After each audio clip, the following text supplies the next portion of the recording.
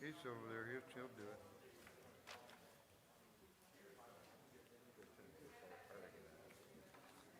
Organize.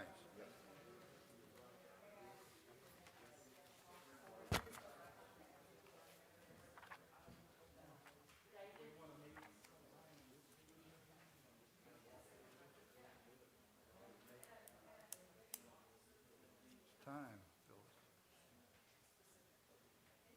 What's she doing? It's time to start, Phyllis. Not time to visit. She's talking to David and you.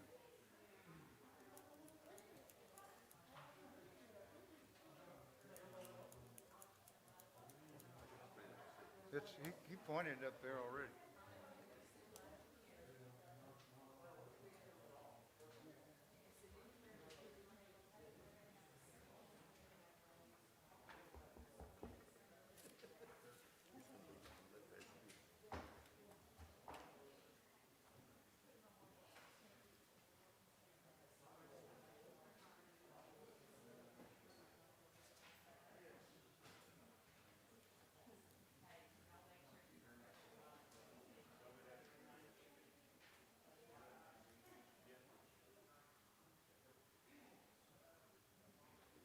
Yes, no.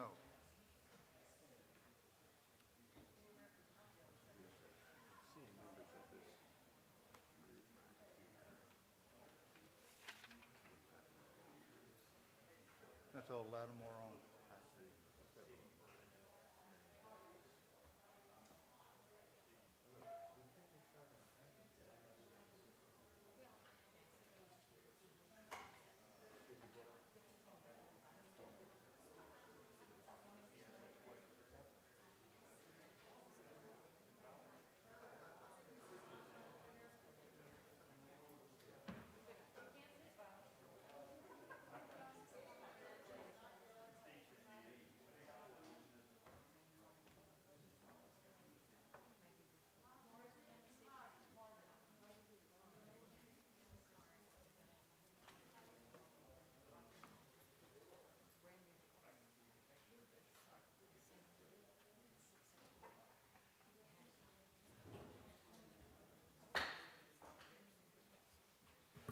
Okay, I want to call the council meeting to order for Tuesday, February the 23rd at 6 p.m. Thank you for being here this evening. Reverend Darrell Cobbs will give the invocation. Please stand.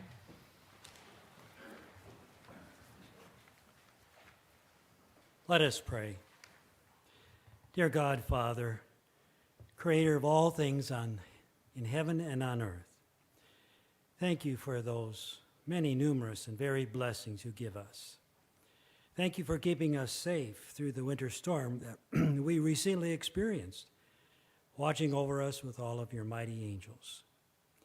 Thank you for our city's citizens who rationed natural gas, electricity, and water for the sake of all. Thank you for city services that cleared our primary streets of ice and snow, for police and fire services that kept us safe. And Lord, tonight we also pray for our mayor, city council members and staff, our judges, all who serve in a leadership capacity in this city and county. We thank you for their knowledge, their wisdom, especially though for their honesty and integrity. May they be guided by your Spirit that all would benefit from their decisions and all treated equally with justice and grace. Keep them ever mindful of your goodness that sustains them in preparing for that day when they will have to give an account to you as judge of all. And all these things we pray in the name of our Lord and Savior, Jesus Christ. And all God's people can say, Amen. Please face the flag. I pledge allegiance to the flag Of the United States of America and to the republic for which it stands, one nation, under God, indivisible, with liberty and justice for all. You may be seated.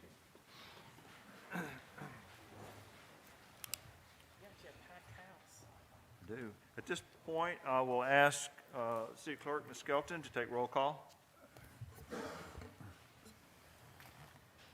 Ms. Caruth? Here. Mr. Harris. Here. Mr. Tripp. Here. Mr. Olson. Here. Mr. Harrell. Here.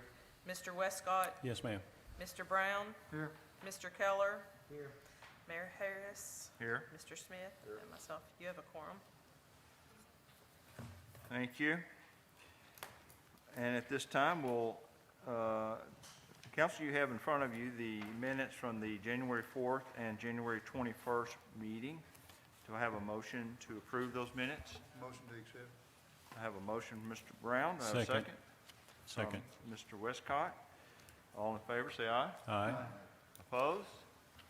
Motion carries. Ms. Johnson, will you give us the financial report for the evening?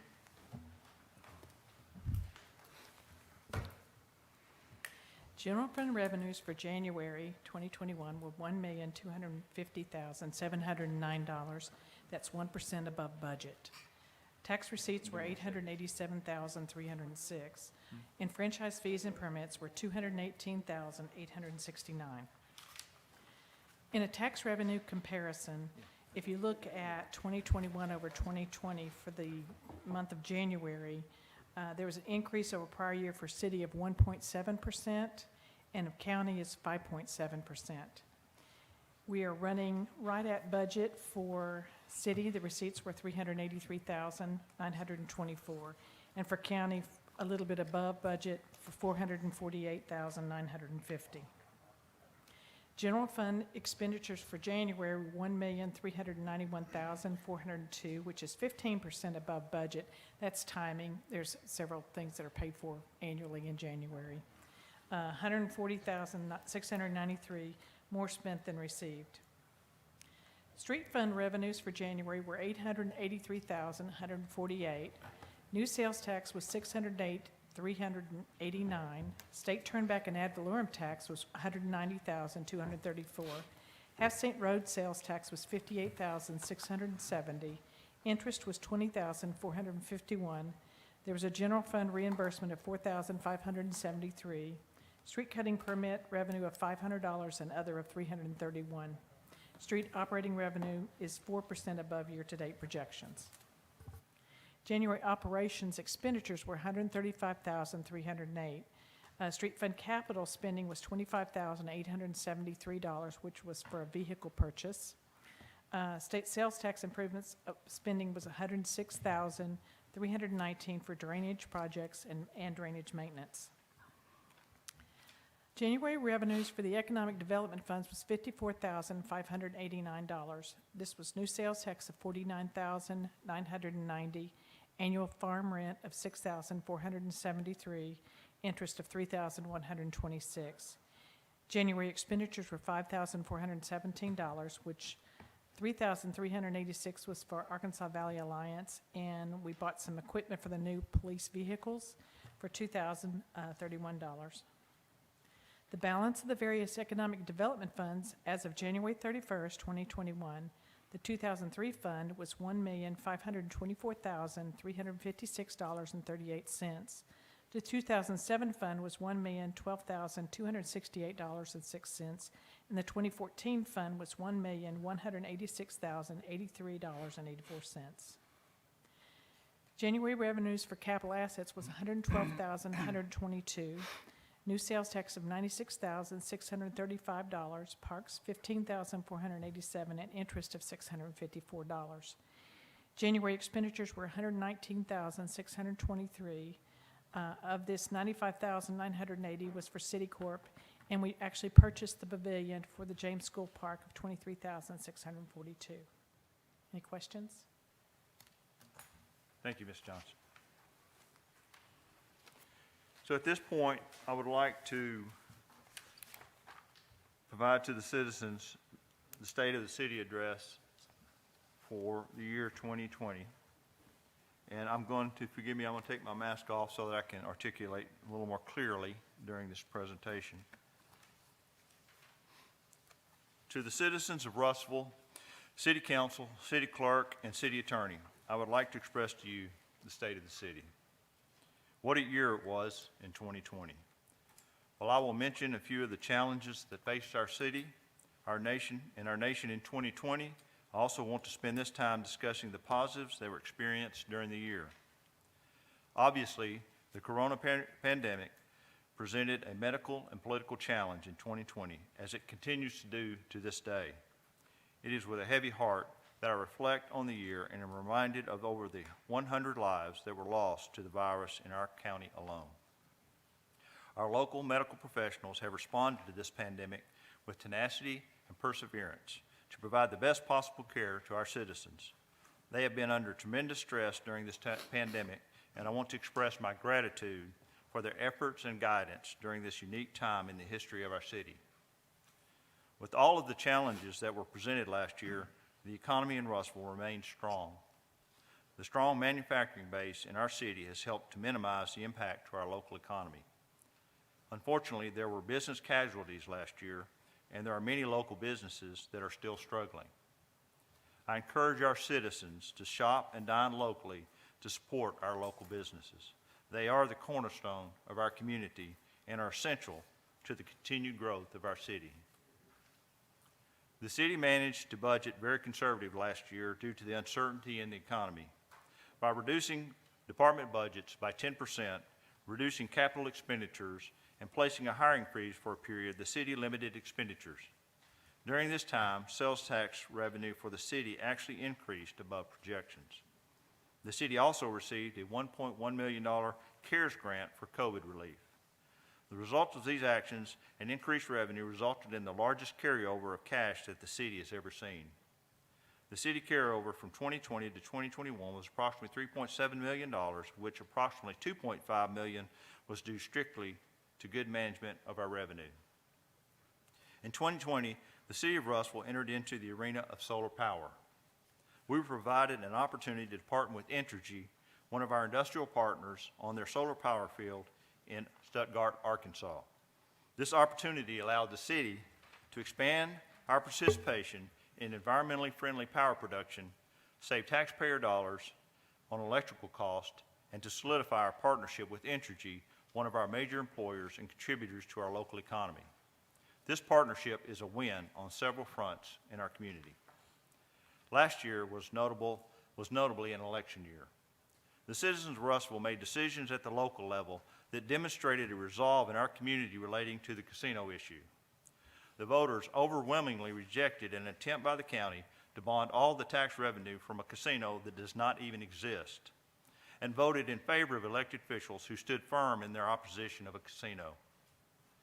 The elections of 2020 were indicative of citizens that have been consistent in their messaging to the locally elected officials. In addition, the extension of the 1 cent sales tax by the citizens of Russellville demonstrates a desire for the city to continue the progress in such areas as improving our infrastructure, improving our parks, and creating economic development for our city. As your mayor, economic development is one of my main cornerstones for 2021. It is important that we establish a goal for ourselves as we strive to improve. In order for Russellville to improve now and for the next generation, we must place a higher priority on what it will take to attract new jobs into our city. We have many strengths that must be noted, but there are also areas of improvement that will need to be addressed. If we are to keep our best and brightest from moving away, to entice others to move into our community, and to compete for the next generation of jobs, Russellville needs a strategy for economic development that we can use to guide our paths as we allocate resources, both in the private and public sectors. In this regard, the wheels are already in motion for the development of a comprehensive economic development strategy for our city. A partnership between the city, the Chamber of Commerce, the Russellville Regional Economic Development Alliance, and others is in the early stages of developing a comprehensive strategy for our city. While we are looking to the future of our city, we have industrial partners that are currently expanding their facilities in Russellville today, and others that are planning to expand. Tabor Metals completed their expansion in April of 2020. The announcement that Americold will be expanding their facility, and the more recent example, or the most recent announcement by Rockline to also expand, are certainly welcome news. In each case, jobs continue to be created for our citizens. I want to express my gratitude to our local industrial and business partners for their commitment to us. These commitments to the city of Russellville would not occur but were it for the quality of employees that we have in our community and our commitment to work together for the benefit of all involved. Infrastructure will continue to be an important aspect of economic development, and it is vital that we continue to focus on this aspect of our city. Russellville has made significant strides over the last 2 years. In 2020, we completed several major projects such as the Inglewood Project and Drainage Project on Parkway and Elmira. We have also addressed many smaller projects within our city affecting drainage and other improvements. We are set to continue this effort in 2021 with projects such as the South Detroit Sidewalk Extension, improvements to 16th Street, the South Knoxville Sidewalk, continued drainage improvements, and our partnership with RDOT on the Highway 7 project. While drainage issues continue to be a challenge in many parts of the city, I believe that the drainage projects have completed over the last 2 years have contributed to mitigate the impact in several of our neighborhoods. We will continue our efforts to address the known issues and address the emergent issues as quickly as possible. In 2021, the city, in partnership with City Corps, will begin undertaking a major project for repairing and replacing the water and sewer lines in our downtown area. This project will be challenging as we interrupt the pedestrian and vehicle traffic downtown to make these repairs. In order to take advantage of this unprecedented effort, the city plans to rebuild and enhance the downtown infrastructure for our current and next generation of citizens. With enhanced sidewalk designs, new lighting, improved crosswalks, and more amenities, this project will enhance the beauty of our downtown and will help to better commercialize the heart of our city. The project will be tough. Our main priority is to work in a manner that will minimize any negative impact on the citizens and our downtown merchants. By setting up good communication channels, seeking input, and making adjustments as necessary, we will facilitate as smooth a project as possible. Our Parks and Recreation Department, we're busy working on improvements to our parks in 2020. With the opening of the dog park and making other improvements to our existing parks, the outdoor activities for our citizens continue to be enhanced. In 2021, Parks and Rec is working with private citizens to make improvement to James School Park basketball courts and expects to start the new schoolhouse multi-use trail this year. Along with the continued improvement, Parks and Recs will be focusing on improving the quality of maintenance to enhance the citizens' experience when visiting our city parks. There are many activities scheduled for 2021 that will make this a fun and exciting year for our community. The Russellville Half Marathon is set to happen this spring. A&P has scheduled another hot air balloon festival for our community, and Russellville is partnering with Dardanelle and Mount Nebo State Park to host our first ever mountain bike festival this fall. With other outdoor activities that are scheduled in our community for this year, it will be a great year. We're always looking for new community events as we seek to improve the quality of life for our citizens. Finally, as your mayor, I would like to thank the city employees as well as the city council for their efforts in addressing the long-standing infrastructure issues in our community. Our efforts to improve the efficiency in which we provide service to our citizens is a goal in which we will never fully attain because the target is always moving as we strive for excellence. This year, I am starting a new initiative to recognize our most outstanding city employee. This initiative will be an annual recognition of the employee who has not only contributed to our city, but has also gone above and beyond in their effort to ensure that citizens are served in the best possible manner. At this time, I would like to recognize the individual who is deserving of the first ever City of Russellville Employee of the Year Award. This employee came to us in my first year of service as Mayor of Russellville. He has exemplified excellence in service, a willingness to put forth extra effort in serving the citizens, and has been responsible for the improved quality and quantity of products relating to the city's infrastructure. In 2020, the City of Russellville has seen the successful completion of the Inglewood Project, addressing drainage issues on Parkway and Elmira, assisted with the localized drainage issues on Eastwood Drive, South Phoenix, as well as others. This employee has worked with City Corps to improve the way in which City Corps and the City of Russellville schedule and repair damaged roads that have been cut for water and sewer repair. His ability to work with design teams, government agencies, developers, and citizens to facilitate the city improvements in the right way has certainly enhanced the city's objective in providing quality products and service. It is for this reason and many more that I want to recognize Glenn Newman as the City of Russellville's Employee of the Year.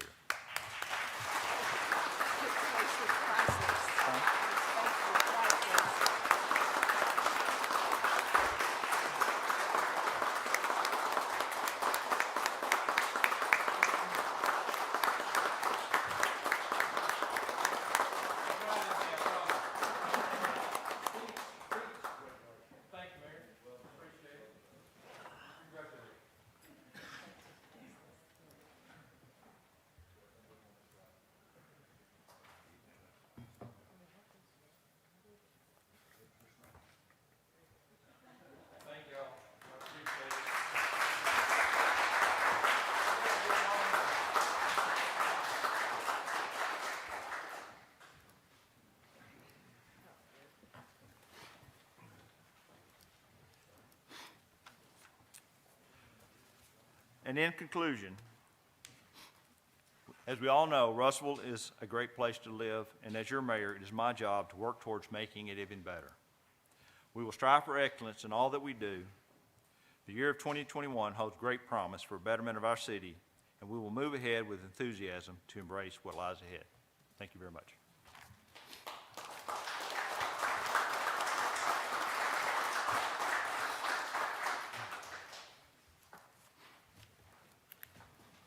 Okay, item number 2 on the agenda is nomination by the Planning Commission for Blake Tarpley to serve on the Board of Adjustments. You have his bio there in front of you. What's the desire of the council?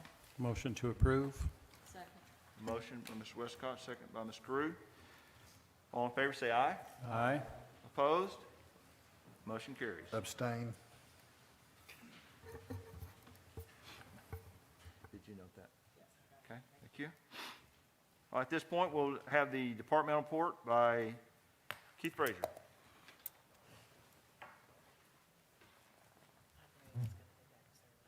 Yeah.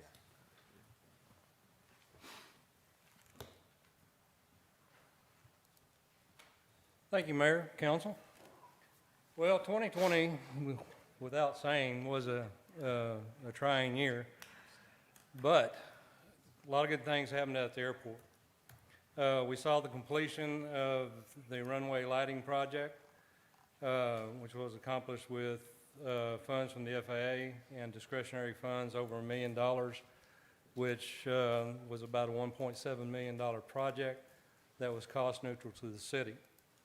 We also saw the creation of a flight school out there, VSL Aviation.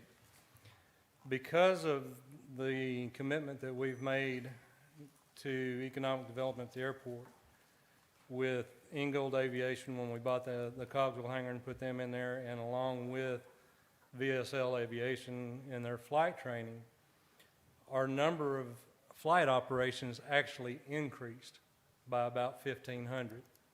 Our fuel sales, when COVID hit, our corporate traffic stopped. I mean, it stopped cold. But with the flight training school and Ingold Aviation, our fuel sales only dropped 3%. Well,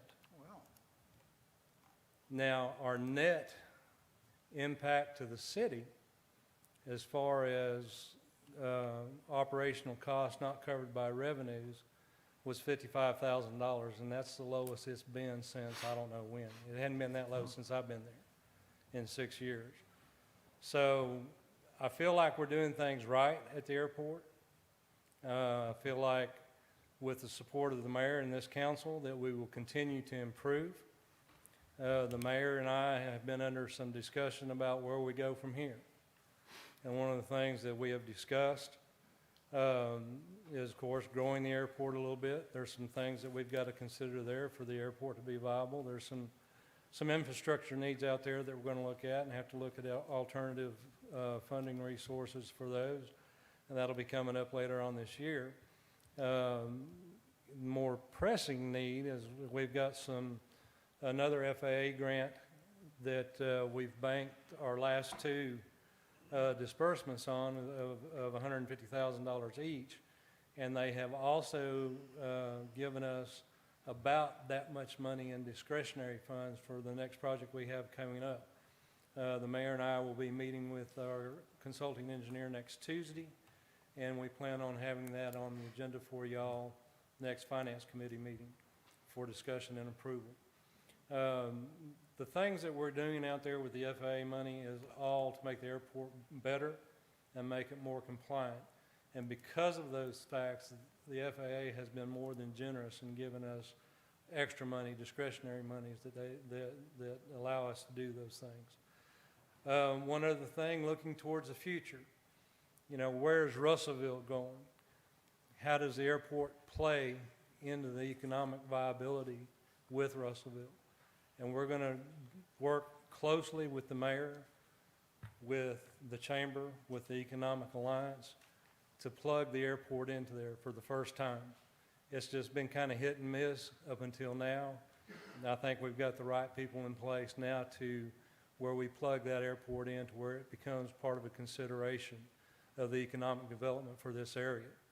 One of the things that we're looking at and we're going to put a lot of thought and consideration and diligence into is it the time to start looking at having a scheduled air service out of Russellville? There's one company in particular that we're looking at, and hopefully we'll be able to enter into talks with them in the near future and to provide that service for the city of Russellville. I couldn't tell you how many times we get calls, can I get a flight out of Russellville? Of course, we can't. So we're going to do our best working with all the partners that we can to make that a reality. So those are the things that we're looking at in the future.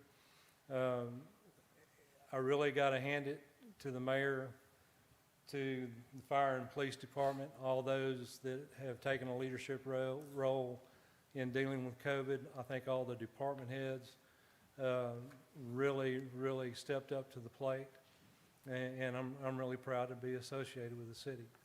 Thank you all very much for your support. Thank you, Any Mr. Frazier. questions? Any questions for Mr. Frazier? Thank Mayor, you I very turn it back much. to you. Personnel Committee, Mr. Harold, do you have anything for the council? Not to report, but move that one of the comments that was made earlier meeting about offering the salary schedule for police, and I have not seen anything come through on that, but we're open for that discussion. All right, thank you very much, Mr. Harold. Okay. At this point, we will I'll give the floor over to Mr. Westcott for the Finance Committee. Thank you, Mayor. At our 5:30 Finance meeting this evening, the following items were discussed and forwarded to the council with the recommendation of approval. Item number 1 is approval of the 2021 special budget funds, and 1A, which is the resolution that provides for the adoption of those budgets. And we present 1 and 1A as a motion to adopt. I have a motion. Is there any discussion? Hearing none, all in favor say aye. Aye. Opposed? Motion carries. Items number 2 and 2A, very similarly. 2 is approval of the 2021 budget for Parks and Rec special funds, and number 2A is the resolution that provides for the adoption of those budgets, and we present 2 and 2A as a motion to adopt. I have a motion. Any discussion? Hearing none, all in favor say aye. Aye. Opposed? Motion carries. Items number 3 and 3A. Number 3 is approval of the 2021 budget for the street sales tax, and 3A is the resolution that provides for the adoption of those budgets, and we present 3 and 3A as a motion to adopt. I have a motion. Is there any discussion? Hearing none, all in favor say aye. Aye. Opposed? Motion carries. Item number 4 is a resolution that accepts the bid from Curb Time Solutions for the 10th Street and Denver Avenue Drainage Improvements Project, and we present that as a motion to adopt. Thank you for that motion. Is there any discussion? Hearing none, all in favor say aye. Aye. Opposed? Motion carries. Item number 5 is an appropriation request from the City General Fund Reserve, the sum of $13,590.65. This is an insurance claim pass-through, and we present that as a motion to adopt. Thank you for that motion. Is there any discussion? Hearing none, all in favor say aye. Aye. Opposed? Motion carries.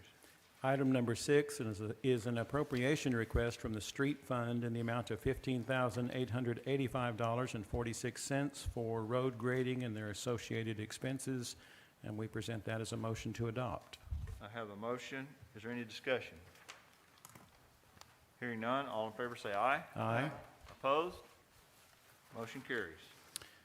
From the February 9 Finance meeting, the following items were forwarded to the full council. Item number 1 is an appropriation request from the general fund year-end carry-forward balance, the sum of $155.26 to be used to reimburse property taxes paid on behalf of the city, and we present that as a motion to adopt.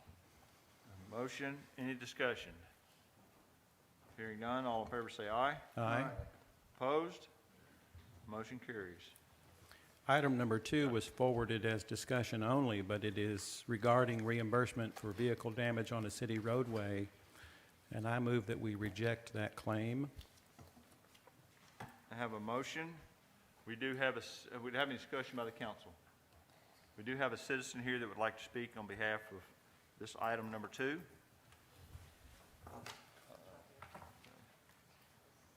Candace Sexton? Please, yes, use the mic and tell us your name, please.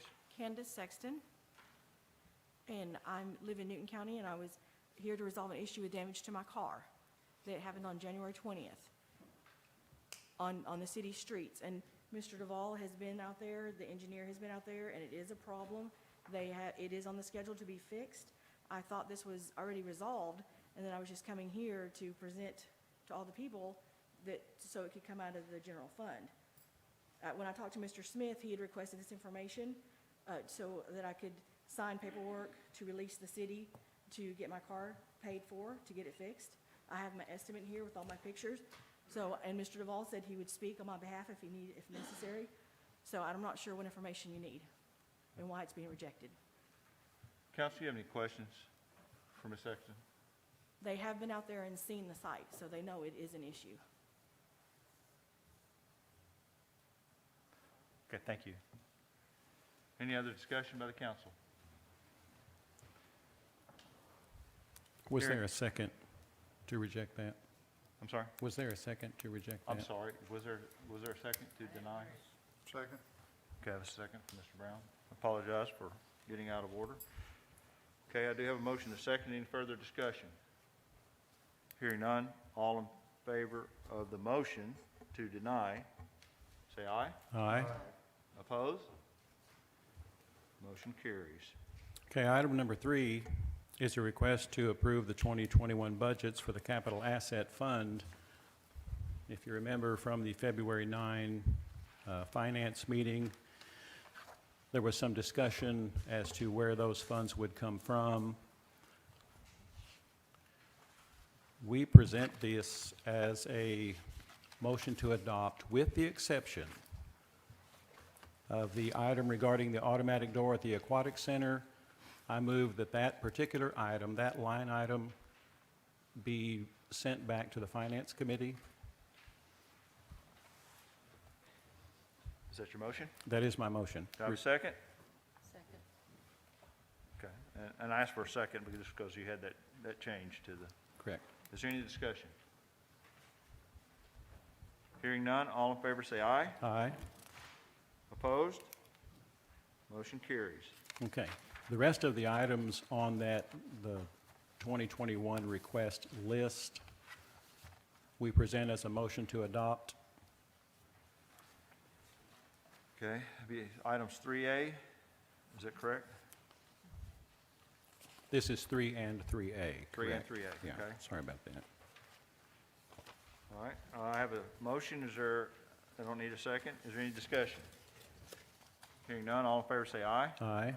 Opposed? Motion carries. Item number 4 is consideration of reimbursement request from the Arkansas Valley Alliance for Economic Development in the amount of $4,504.75 in accordance with their contract, and we present that as a motion to adopt. Thank you for that motion. Is there any discussion? Hearing none, all in favor say aye. Aye. Opposed? Motion carries. Item number 5 is an appropriation request from the General Fund 2020 year-end rollover balance, the sum of $13,542.58. This is to be used as a one-time salary adjustment for certain individuals on the admin salary plan, and we present that as a motion to adopt. Thank you for that motion. Any discussion? Hearing none, all in favor say aye. Aye. Opposed? Motion carries. Items number 6A, 6B, and 6C. 6A is consideration of a resolution that selects Blackstone Construction as the construction manager for the proposed master downtown sewer, water, utility, streetscape, roadway, and drainage improvement project. 6B is consideration of a resolution that authorizes the mayor and city clerk treasurer to enter into an agreement with Blackstone Construction to perform those services. And 6C is consideration of agreement between the City of Russellville and Citicorp regarding the responsibilities and cost allocation for that project. And we have forwarded that to the council. It is my motion that we table items number 6A, 6B, and 6C to a council work session, perhaps on a day next week that meets with everyone's schedule, that we can go over this documentation in more detail.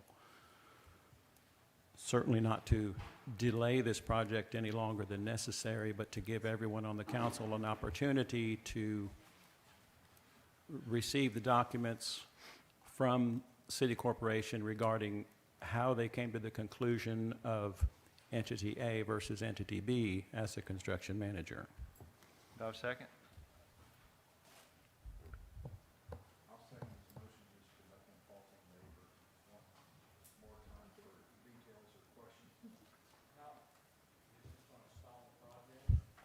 Not at all. Mr. Mallett, I know that you have some information for the council. Can you address Mr. Harris's question? And thank you. The question, and while Mr. Mallett's going to the mic, one of the questions we had was in relation to the process used to select the contract manager, and was it the appropriate process? The documentation that Mr. Mallett is handing out from Mr. Mallett addresses those questions. Mr. Mallett. Okay, when dealing with professional services, we're bound by state law, as is the city, to follow the statutes regarding selection process for professional services. There's basically some standard criteria for engineering services, legal services, surveying services, and then there's some special language for construction management projects. The top page shows you and kind of shows you where we advertise. We advertise in the Courier and the Democrat Gazette, and we cited the state statute that sets forth the requirements for such projects. So the first 4 pages, I think, deal with the advertisement, request for qualifications. We received 3 sets of qualifications from 2 local firms and 1 from Marlton. I believe it was Blackstone, Cornerstone, and Crow Construction of Marlton. And there was a group comprised of city corporation personnel, city personnel, including the mayor, Sarah Jean Dahl, I believe Kenneth Duval was there. And we also had members from Bob Heagles and his firm were there as well. So we had members from the 3 entities that sat in on interviews from all 3 folks that provided the qualifications. We read the qualifications. They came in, they made presentations. We did interviews. There's some information there as far as the questions that were asked of the interviewees. And then we rated and ranked based on the criteria that we set forth in the first package. There was, I think, 4 people that actually rated: myself, the mayor, Sarah Jean Dahl, and Bob Heagle. And then all those points were tabulated. And then the one with the most points was selected as the first firm to negotiate a contract with. And then the last page is the meeting and those who are involved in sitting down with Blackstone to discuss a contract, the terms of a contract, the scope of the contract, And then that's where we got to where we are today, to where they presented a contract for those services based on the interview that we had and the process we went through for them. So we feel like in every step of the way, we followed the state law and the requirements for construction management at risk projects. I'm assuming that you folks have done these before and followed the same procedures that we followed there. But I do want to make sure that everybody understands we did involve, even though the advertisement was on behalf of the city corporation, we involved personnel from city corporation and the city of Russellville in the entire proceeding from start to finish, so that the city and city corporation had an equal say. And since Bob Hegel had put together the plans and will be working in step with whoever were selected, we felt that he was appropriate to judge from that, because there was a lot of landscaping and items in there that he was a professional expertise on that we didn't have. So we felt that that was a good makeup of a committee to evaluate those firms. So that's how we got to where we're at, and that's the contract that you have before you. Now, the contract, as far as how we decide who's responsible for what, is a contract that was worked on by Jimmy Street, our chairman. I know Trey worked on it, the mayor, myself, several folks were involved in what process would be followed if there was any question as to who paid for what or who made. I don't want to be making decisions based on sidewalks, and they don't need to be making decisions based on water and wastewater. So it very clearly outlined who was responsible, who could make changes, who had to sign off on that, payments, how we would handle the payments, who would be responsible for that. So we feel like that was needed to make sure that any conflict or disagreement that may come up during the project, that we had a procedure in place that would help deal with that. So you've got basically those two contracts in place, plus the engineering contract with Barrett and Associates that has already been approved by our board and the council. And our board approved this same package earlier today at our board meeting. So I'll be glad to answer any other questions you might have regarding that or any other part of the project. I do have one question for you. Okay. Recognizing a couple of things. One is that, to my knowledge, this is the first time that anybody up here on this dais has seen this paperwork. Certainly, it's the first time I've seen it. Also recognizing that this is one of the largest, most comprehensive public works project probably in our lifetime. Agreed. What effect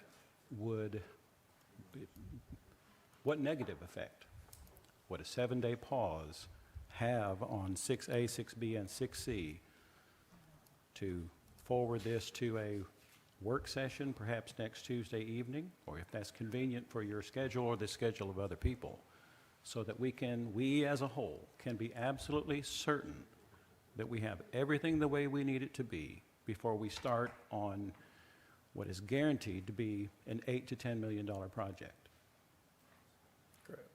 If it's the will of the council to have a board work or a council work session to discuss this, obviously, we will definitely be there and answer any questions that you have. I mean, 7 days is not going to make that big of a difference. If there are questions that need to be answered that haven't been answered either before or now through my conversation, and that's totally up to the council to do that, and we'll participate in however we need to.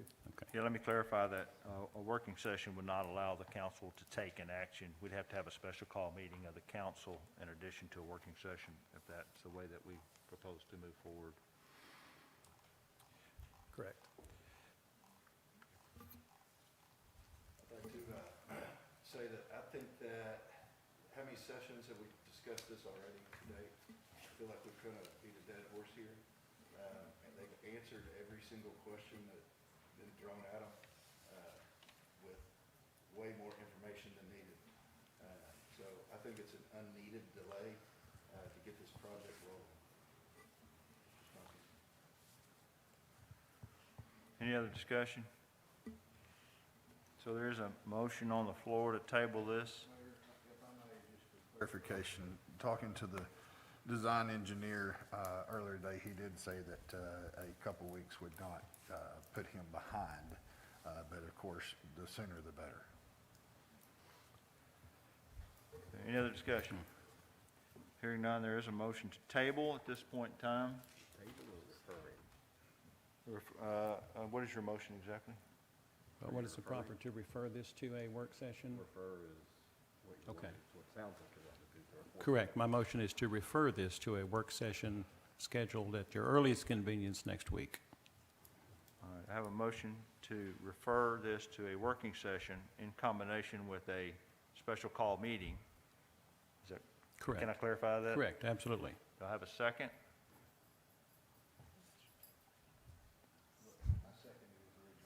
Okay. He changed it, so I want to make sure that we're, so I have a motion and a second. Any other discussion? All in favor of referring this, say aye. Aye. Opposed? No. Roll call, please.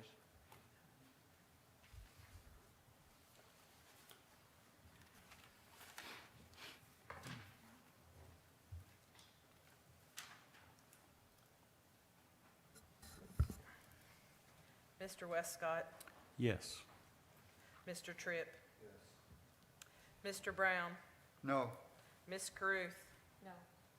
Mr. Harrell, No. Mr. Harris. Mr. Keller. Mr. Olson. No.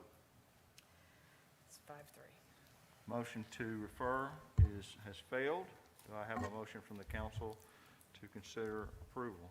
Or- Have a motion to adopt and a second. Is this item 6A, B, and C, or is this? Okay.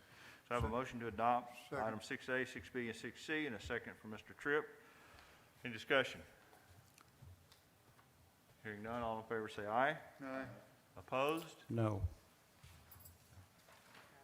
Okay. Motion carries. Mayor, that's the last on our finance agenda this evening. Thank you, Mr. Westcott. We'll now move on to unfinished old business. Item number 1, consideration of, let me get straight here, my old business item. Okay, item number 1, consideration of ordinance rezoning certain realty in the city of Russellville from R1 to R2 located on Bradley Cove. This is the third and final reading. What is the desire of the council? Mayor, I move to dispense with the reading requirement, read by title, suspend the rules, rather, dispense with the reading requirement, read by title only with a short explanation. I have a motion to suspend the rules, dispense with the reading requirements, read by title only with a short explanation for the third and final reading. Second from Mr. Tripp. All in favor say aye. Aye. Opposed? Motion carries. An ordinance rezoning certain realty in the city of Russellville, Arkansas, and for the purposes, this ordinance, if passed, would rezone property at 3 addresses, that's 138, 206, and 228 Bradley Cove Road, that are all zoned R1 to C2, as further described in Exhibits A, which is an aerial, and B, which are the legal descriptions for all 3 parcels. Thank you, Mr. Smith. Motion to adopt. I have a motion to adopt by Mr. Westcott. Do I have a second? Second. Second, Mr. Brown. Discussion. I do have one citizen that would like to speak. Mr. Keith Thomas.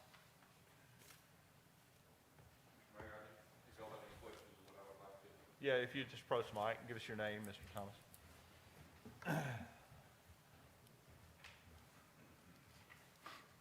Keith Thomas. I'm one of the 3 property owners that owns property here. I have the 206 Bradley Cove Road. I've sent an email to each of y'all, and I'm here just in case y'all have any questions, anything you want to discuss or ask me about that. I only had one response from my email, so I'm just curious if y'all all had a chance to read it, and if there's any questions or anything that you have for me. Any questions for Mr. Thomas? Okay. Any other discussion from the council? Yes, thank you. I'd like to ask Thank you, Ms. Mr. Thomas. John Dahl a question. Certainly. Ms. John Dahl, on this property here, it's surrounded on 2 sides by commercial, but on the third side, is that residential that I'm seeing here? Yes, sir. So it is surrounded on the west and south side by C2. It is surrounded on the north by C5 and on the east by R1. And is this property, the request for rezoning, it's not, it wasn't that the map did it right and the council just rezoned it incorrectly? This was never zoned from R1 to C2, is that correct? That is correct. So the rest of this area over around Bradley Cove Road was rezoned several years ago from R1 to C2, but the map that was used as part of the outline of this area, it inadvertently or on purpose left these 3 properties out, but when it got mapped, those properties were included in the change from, also on the map, it changed from R1 to C2. And at that time, the county picked it up as a map change. And my understanding is that's when they began taxing them at the C2 level. And so these three property owners, have they been charged commercial rates for a year, 5 years, however long, I do you believe know? it's been about 3 years. 3 years? Is there, I do know that one of the property owners' taxes have been frozen and they haven't changed. okay, all right. Any other discussion? Hearing none, all in favor of the motion to approve, say aye. Aye. Opposed? No.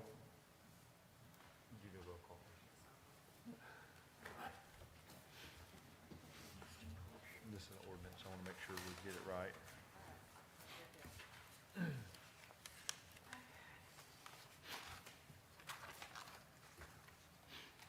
Mr. Westcott? Oh, Yes. hold on, sorry.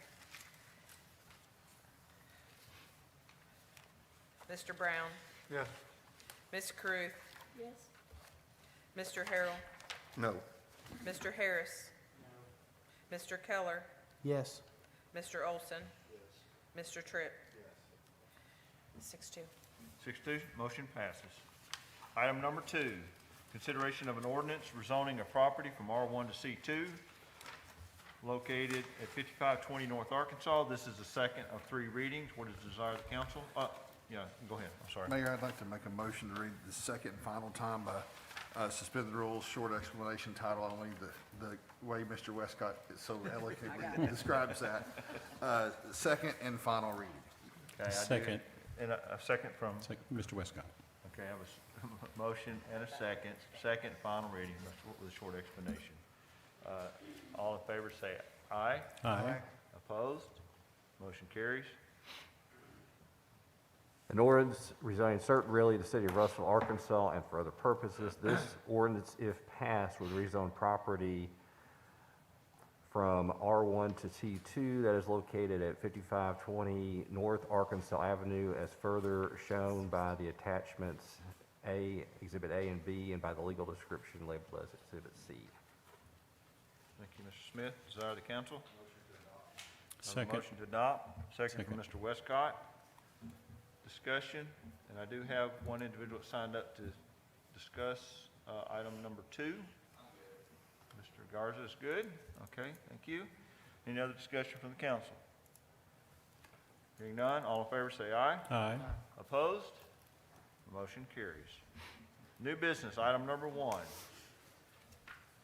A public hearing.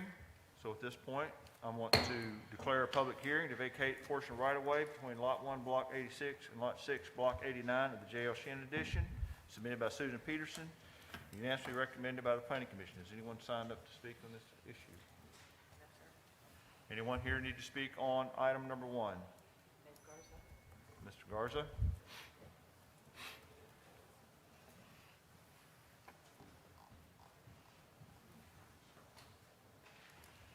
David Garza with Barrett and Associates. I'm handling the case for Ms. Peterson. This is one of those cases where in the J.L. Shin edition, the development was designed by someone who was not a surveyor. It was the developer himself way back in the 1800s. And back then they assumed that the miles were 1320. In this case, it's not. Everything was developed and started from Arkansas Avenue and then going east. So what's happened in this block, the last 2 blocks of the J.L. Shin edition, there is actually an overage of about 40 feet, between 35 and 40 feet, and it has messed up some of those houses and some of those lots. Over the years, the local surveyors have tried to correct it and tried to work with that. We've worked with one block, this block that she is in, to try to fix it. There's an overage in that block. But what has happened is where the line is now, where everybody agrees the line is, Ms. Peterson's house is like 3 feet from the line. And so she can't put a fence, and that's what she was wanting to do. And then they found out that she was too close. So as it is, it's non-conforming. And so by closing the street, it would bring it back into that compliance, allow her to put the fence. We've been working with Glenn and the Public Works Department to ensure that there will be adequate drainage easements there for them.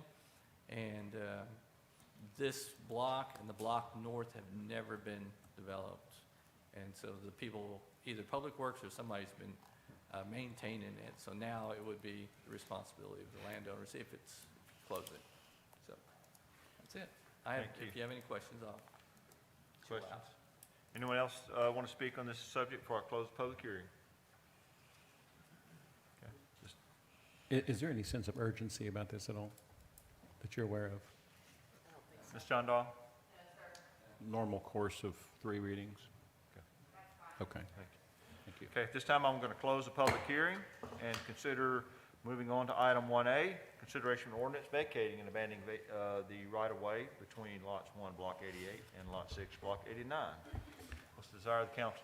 Mayor, I move that we suspend the rules, dispense with the reading requirement, read the first of 3 readings by title only with a short explanation. I have a motion to suspend the rule, dispense with reading requirements, read the first reading of 3 by title only with short explanation. Do I have a second? Mr. Keller, thank you. All in favor, say aye. Aye. Opposed? Motion carries. An ordinance vacating and abandon the right-of-way between Lot 1, Block 88, and Lot 6, Block 89, Jail Shin Edition, City of Russellville, Polk County, Arkansas. For the purposes this ordinance, if passed, would vacate the 80-foot right-of-way in between those 2 blocks as before described. Thank you, Mr. Smith. Item number 2, consideration of an ordinance approving the private club permit for Nona Bella's Pizzeria Club. What is the desire of the council? Mayor, I move to suspend the rules, dispense with the reading requirement, read the first of 3 readings by title only with a short explanation. I have a motion to suspend the rule, dispense with the reading requirements, read by title only, short explanation, first of 3 readings. Have a second? Second, Mr. Brown. All in favor, say aye. Aye. Opposed? Motion carries. In order to approve the private club permit for Nona Bella's Pizzeria Club Incorporated, allowing for the application of required permits from the Arkansas Beverage Control Division per Arkansas Code annotated section 3-9-222 as amended for the purposes. This ordinance, if passed, would allow the on-premise alcohol consumption permit to go forward to Arkansas ABCD entity as per the Arkansas Code annotated section 3-9-222. Thank you, Mr. Smith. Item number 3, consideration of a resolution declaring the city's intent to partner with the Friends of Lattimore Tourist Home. Desire of the council? Motion to approve. Motion to approve. Second from Mr. Olson. Discussion? I would like to recognize the board of the Friends of the Lattimore Tourist Home are here this evening. If you would please stand so the council can recognize who you might be. And then also specifically want to point out Mr. Randy Hendricks, who is the president. Mr. Hendricks, would you raise your hand? Mr. Hendricks has stepped up to be the president of this organization. They have a daunting task ahead of them, and I know that they will do well and they will rise to the challenge. And they have, and passage of this resolution will indicate that the city is in full support of your efforts. Any other, thank you very much. Any other discussion? Hearing none, all in favor say aye. Aye. Opposed? Motion carries. Item number 4, consideration of a resolution granting a special use permit to allow operation of custom woodworking at 2515 East 2nd and for other purposes. This was unanimously recommended by the Planning Commission. What is the desire of the council? Motion to approve. I have a motion, Ms. Westcott. Second from Mr. Brown. discussion. Hearing none, all in favor say aye. Aye. Opposed? Motion carries. Item number 5, consideration of a resolution granting a special use permit to operate sales and rental storage at 1610 South Arkansas. What is the desire of the council? Motion to approve. Motion? Second. Second by Mr. Brown. Discussion. Hearing none, all in favor say aye. Aye. Opposed? Motion carries. Item number 6, consideration of ordinance rezoning certain realty in the city of Russellville at 416th East 3rd. What is the desire of the council? Mayor, I move that we suspend the rules, dispense with the reading requirement, read one time only by title with a short explanation. Understanding you want to suspend the rules, dispense with reading requirements, read by title only for the first of 3 readings. No, sir. One time only. For one time only. Thank you for that clarification. Is there a second? Second. Second, Mr. Brown. All in favor say aye. Aye. Opposed? Motion carries. An ordinance rezoning certain realty in the city of Russellville, Arkansas, and for other purposes. This is a ordinance that would rezone property located at 416 East 3rd Street in Russellville from C2 to R3, that more specifically shown by the attachment, aerial attachment as Exhibit A and by the legal description as Exhibit B. Thank you, Mr. Smith. Is there another motion? Motion to deny the request. I have a motion to deny and a second from Ms. Second. Carew. Discussion. I do have some individuals that have chosen to speak on this issue. Ms. Dana Warren, you have 3 minutes, Ms. Warren, to present to the council.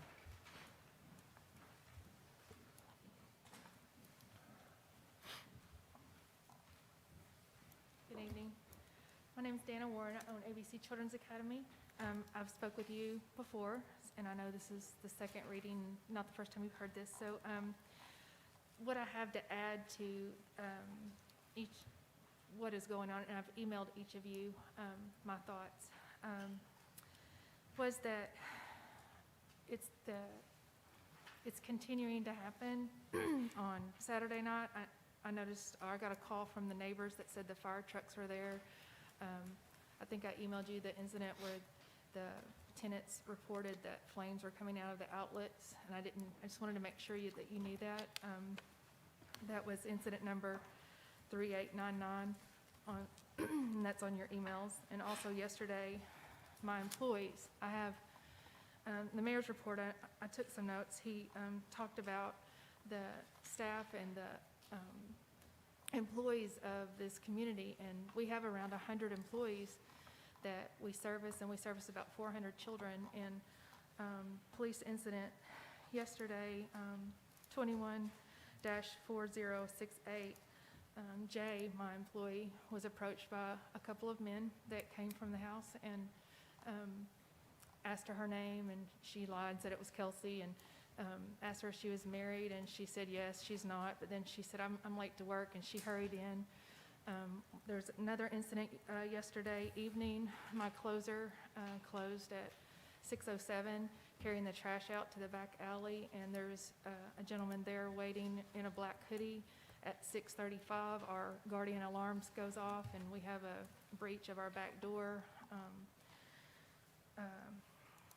And then another incident at 5:30 yesterday where tenants from that property are on the daycare property. And so I just wanted to add to what I've already heard, that we are still having incidents go on. And I feel like it's because there's a lot of people in a small area, and I'm worried about that. So I don't want to keep over-dramatizing the same thing and getting up here and saying the same thing. So I think y'all know where I stand. I did submit to Ms. John Dahl a petition with an additional 106 signatures from concerned neighbors and parents that children attend there, just showing that we're really extremely worried about the amount of people there and that are watching the children and coming on the premises. And if y'all have any questions for me, I think that's all I have. Thank you, Ms. Warren. Any questions for Ms. Warren? Thank you very much. Thank you very much. Also signed up to speak on this item is Ms. Debbie Williams.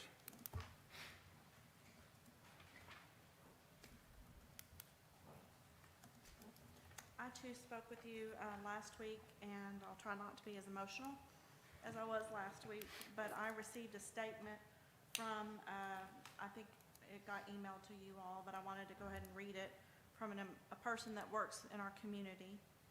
And she said, in my scope of service, I help those in need. I serve the low-income population and those who are homeless. Unfortunately, most of the families I serve can't afford suitable housing, have poor rental history, and don't qualify for programs that help with rent. Mr. Frankhouse targets this population because he knows they have limited options, don't understand or know their rights, and completely take advantage of their circumstances. I have been in several of these properties over the years and could not believe what I saw.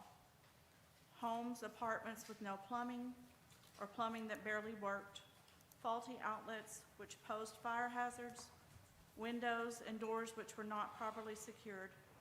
Most, if not all, had horrible roach infestations.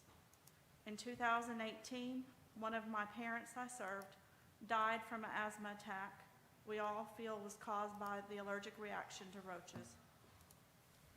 Her home was one of the worst I've ever been in. Their plumbing was inadequate. There was cardboard being used in the windows that had no panes. There were gaps in the floor which allowed rodents to come in. And I made multiple visits, and there was always multiple things needing to be fixed which were completely ignored. These issues are constantly being brought to the attention of this landlord with absolutely no regard to those who rent from him. How he treats his tenants is beyond comprehension, and the city needs to please take immediate action. And since last week, I've spoken with several of residents that I knew were tenants of his, and I've been by several of the properties. And this, I wanted you all to know that this particular property is not an isolated occurrence. This is a pattern that exists between Mr. Frankhouse and his properties. And the residents of his properties are taken advantage of because they have no other options. So I ask that you please not rezone. Thank you. Any questions? Okay. I do have one other person that has signed up to speak, is the owner of the property, Mr. Frankhouse, Chuck and Janie Frankhouse.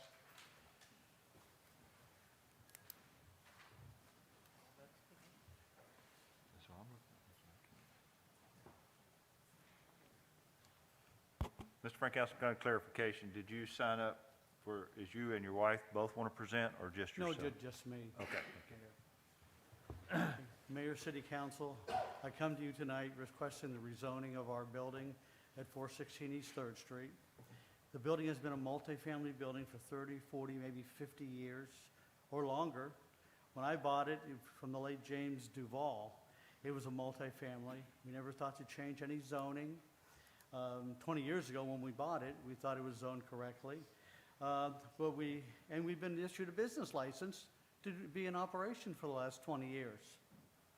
When we went to get our business license in December, though, we were told by Sarah, the city planner, that we weren't zoned correctly and that we needed to go through a rezoning process. She said we were legally approved for the rezoning, but we had to fix things for the R3 zone. We have fixed everything required by the city code and officials and city inspector, other than have a plumber check out and fix any problems with our drain lines underneath the house and a vent, because with the weather, we have not been able to get the plumber out there to do that. The winter weather has just been bad. And of course, we've done everything for the inspectors.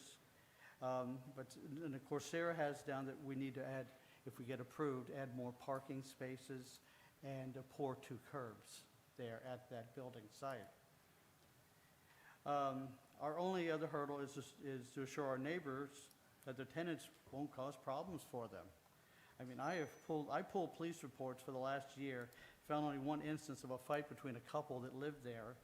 Virtually everything else has to do with people being noisy, or from people who don't live there. And this you can find at any apartment complex. There has never been an instance of a neighbor being confronted by a tenant or any property damage done by a tenant or break-ins or anything.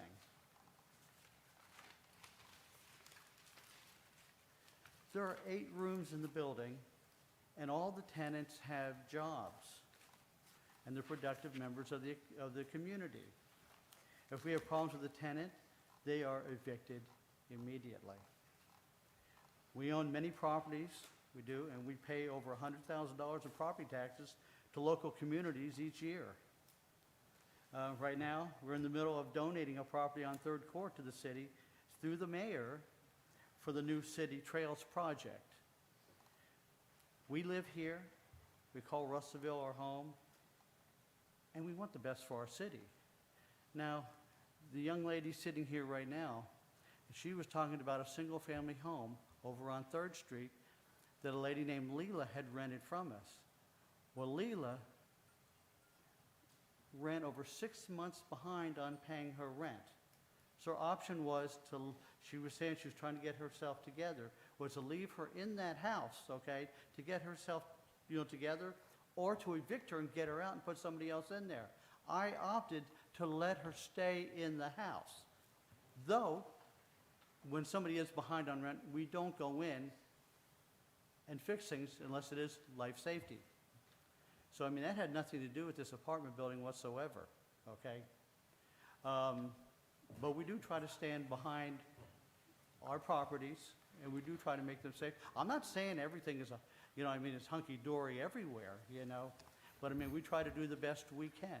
And we do deal with a lot of low-income people who have a hard time getting by. Mr. Frankhouse, your time has expired. Oh, I'll I'm give you sorry. just a second to close up. Just 2 seconds to go ahead and finish your thought. No, that's all. I'm rambling now. I'm sorry about that. Thank you. Any questions for Mr. Frankhouse?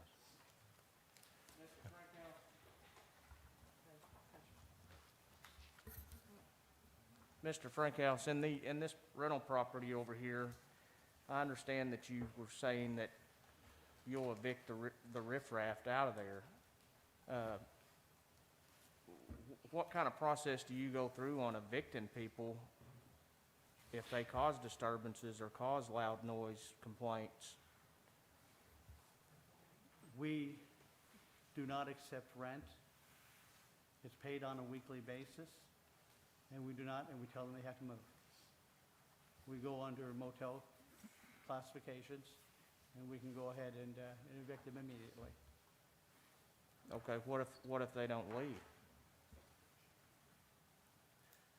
Well, I mean, we have called the police on occasion where that has happened, and the police will escort them off the property.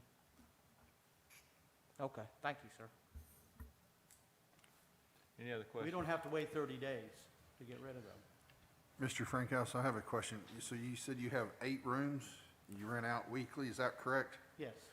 And then so eight individual bedrooms, correct? If Yes. you will. How many bathrooms are in that facility? 8. 8 bathrooms also? And then what about kitchen and other shared spaces? There is one common kitchen. Okay.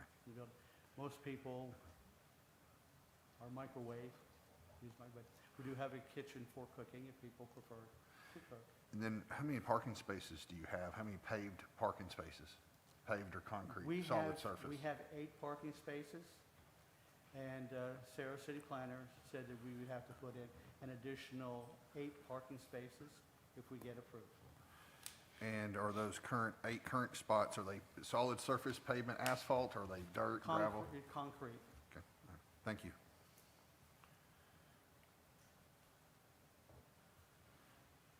Any other questions for Mr. Frankhouse, or any other items for discussion? Thank you, Mr. Frankhouse. Thank you.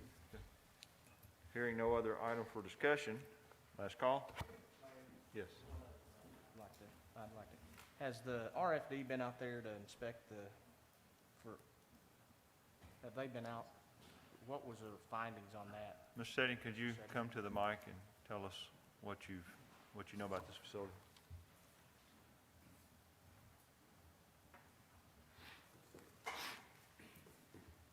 What was the question? I'm sorry, sir. Have we inspected it? Yes, sir. Have you guys had time to go out there and check the property, inspect it for fire, make sure it's up to fire code? Well, over a period of years, we've been out there and done things like had them build a fire escape and do interconnected smoke alarms. Recently, since fire and building is together, we've had some issues that he's needed to follow through on as far as repairing. One of them is, again, on the building side, some of the mechanical stuff, plumbing, and we've had him do some electrical work. And yes, Saturday we did have a little bit of a electrical fire there. So, but typically what we've done in the past is when someone has filed a formal complaint, we followed up with an inspection, and we set the criteria and the time frame for Mr. Frankhouse to take care of those. Thank you, sir. Any other discussion? Mayor, just to be clear, my motion was to deny the request. So by voting yes, we are denying. By voting no, we would be in essence approving his request. Is that correct? And Mr. Smith, I'll let Mrs. Smith interject, but by voting no, you would not be approving it. You just would be, you would be in opposition to the denial. Is that correct, Mr. Smith? Right. It is just saying that you're not for denying it, but it's not automatically approving. There'd have to be a positive approval motion that was voted on for this to pass. Mayor, if I may, I do have another question for Mr. Frankhouse. Okay, certainly. Mr. Frankhouse, you said you operate as a motel and you rent like weekly. How much turnover do you have? Our average tenant stays 5 years. 5 years, but it's just weekly operating as a motel though? We charge weekly because it's easy for people out of their pay to make one payment each week on the rent, which includes their utilities and their pay. Okay, all right, thank you. Mr. Frankhouse, if you're charging by the week as a motel, are we paying our motel tax and A&P taxes and all that stuff that comes along with it? Mr. Frankhouse, could you, for the people in the audience or that are watching this won't be able to hear you from the chair. Thank you. We have always charged weekly, and which is like what motels will do, charge weekly. So if we charge weekly, we fall under weekly conditions. We've never been told that we had to become a motel. You know, it's just the way we charge. It falls under the way that being weekly falls under the same category as a motel as far as getting rid of tenants or people that you don't want to have there. Ms. John Doyle, can I ask you, does R3 cover what they're doing on a weekly pay like this? Utilities included, all the things?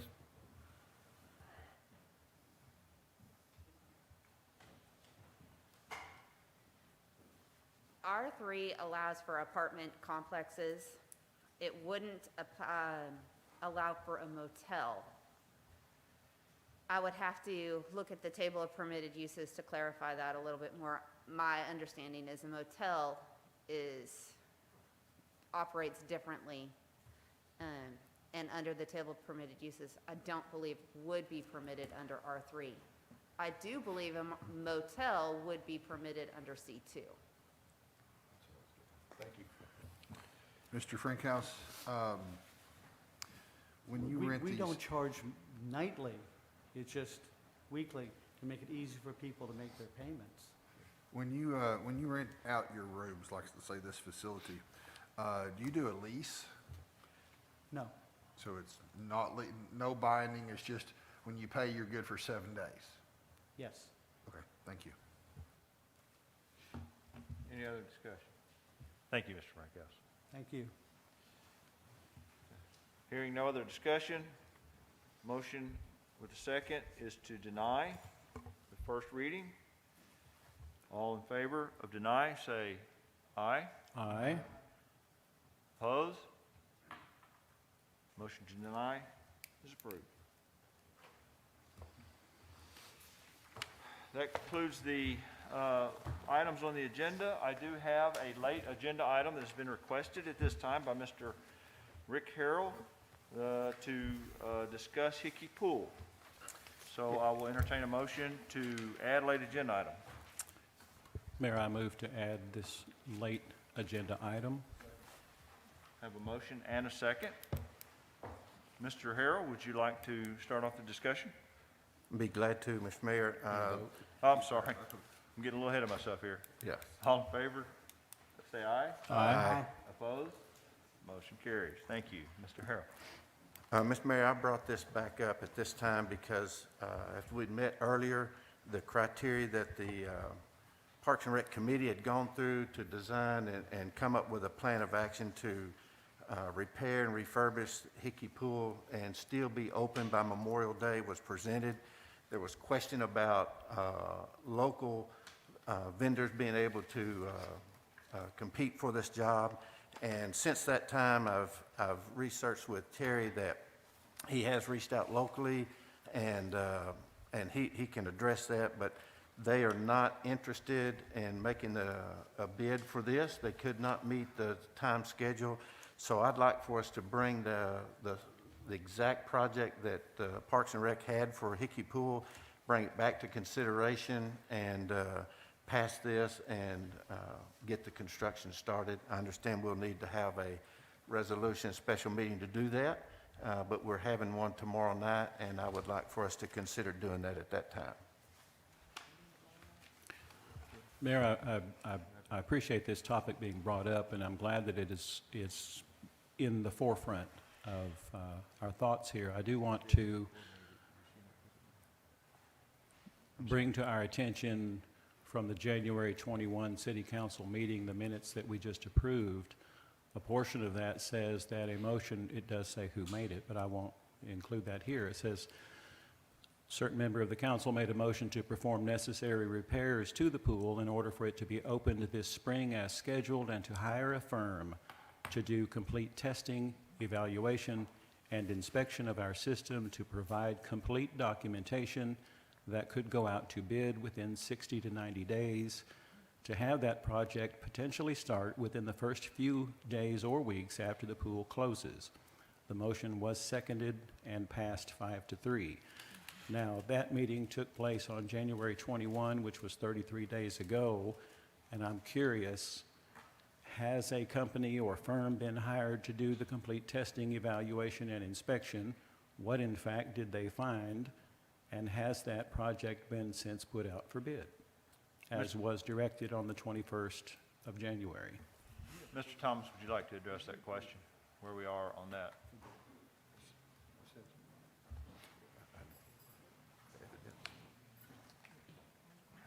To answer that question is no, a firm has not been hired yet.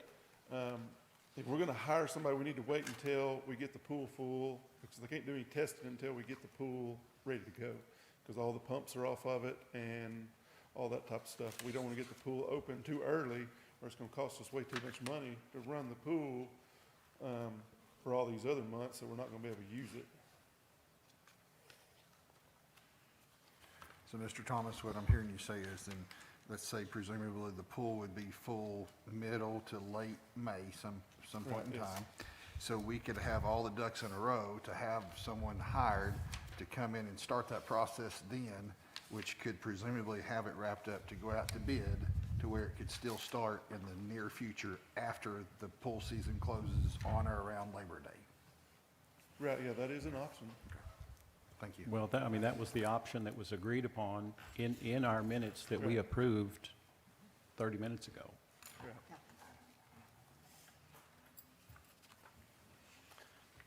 So to move forward and hire any company to do this would violate what this council had approved at the very last city council meeting.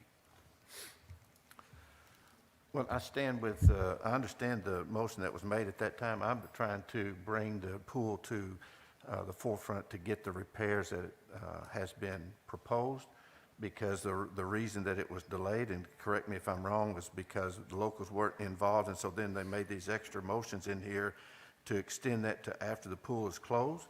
I think we could do the repairs that they've agreed to, that they've worked on, and then if there's issues at the end, we can look at it when the pool closed. But I think we've got an opportunity to get it open. The money is available to us, and I think that the citizens would enjoy having it restored to a condition that Parks and Rec had tried. to get done, and we've got a chance to do it before Memorial Day. I absolutely agree with everything you've said. In fact, that is exactly what this council decided to do at the January 21 meeting. It says, in this fact, Mr. Tripp made a motion to perform the necessary repairs to the pool in order for it to be opened this spring as scheduled. That's already been authorized. If there's a delay, it's not, to my knowledge, on the part of the council to make that decision, because that decision was made some 33 days ago. It was the have to, there was 2 or 3 things that was stated that had to be fixed. Everything else could wait until after the pool season. Correct. Right. But the authorization has already been given 33 days ago to do exactly what we're being asked right now to do. So what I'm asking is for us to pass a resolution that would go to the original proposal that Burton had given for the repairs to the pool itself, the liner and the pumps and the chemical, and redoing the deck and replacing the leaks. So are you saying that you're in agreement to do the original plan that Burton had asked for? No, sir. I'm saying that I, 33 days later, agree with what this council decided to do at the last council meeting, was to make the necessary repairs at the pool. It's already been authorized to do that so that the pool can open on schedule. It was agreed that a firm would be hired to do complete testing, evaluation, and inspection of the system to see what was necessary for the overall renovation of that pool, and that those findings would be then compiled and put out for bid so that 60 to 90 days after that time period, we could move forward for the renovation of Hickey Pool. It's already been decided. The work to be able to open the pool has already been approved. I don't understand what we're doing here right now. That was just for the chemical feeders and stuff to get the pool going. That wasn't for the liner and all that, which I think that's what Mr. Harrell's going back to now, is the liner and all the concrete work. What y'all approved before was doing the chemical feeder, the acid pump, and the controller that goes with that. And I think what Mr. Harrell is saying, if I'm understanding, he's wanting to go back to the original plan. For the sake of time, I think the options that we have ahead of us, and we can certainly continue discussion, if the council so desires to call a special call meeting, it would take either the mayor or 3 council members to call a special call meeting to reconsider a resolution on this issue. They have to interface with Mr. Smith to make sure that that resolution is in place for the council to consider at a special call meeting. And if that's the desire of, at least 3 council members, then we can certainly have a special call meeting in coordination with Mr. Smith putting together that resolution for consideration of the council. Or we can let it go as is. I want to be on that list. For special call meeting? Yeah, So essentially put a resolution to do the complete repairs, not just the 2 or 3 items that were approved at the last meeting, but continue with the rest of it. And then that sounds like that's the resolution we're looking for. With the liner and the decking and replacing the leaks around the deck. At the end of the day, have you discussed with Burton, are they able to do that before Yeah, they said if they can start. They can start fairly ASAP. soon, they could have us going. So it on is a Memorial Day. possibility. And has Luxury reached out to you? Have you talked to them? I talked to them, and he said that he could not meet that deadline, that he wouldn't be interested in doing that if they had to meet that deadline, because he's so busy right now. Gotcha. Thanks. Is there 3 council members who would be willing to call a special call meeting, consider a resolution for this issue? I would call. Okay. I see at least 3 nodded, so for the sake of time, and again, I'm willing to stay and discuss this, if those 3 council members, or at least 3 council members would like to get together afterwards, talk with Mr. Smith and the city clerk and call a special call meeting at whatever time deems appropriate, and then the full council consider the new resolution on the issue. Is there any other discussion? Hearing none, all in favor? Hearing none, we will close the discussion. Do I have a motion to adjourn? Motion to adjourn. Meeting is adjourned. It's hard to spend a year on something there and not get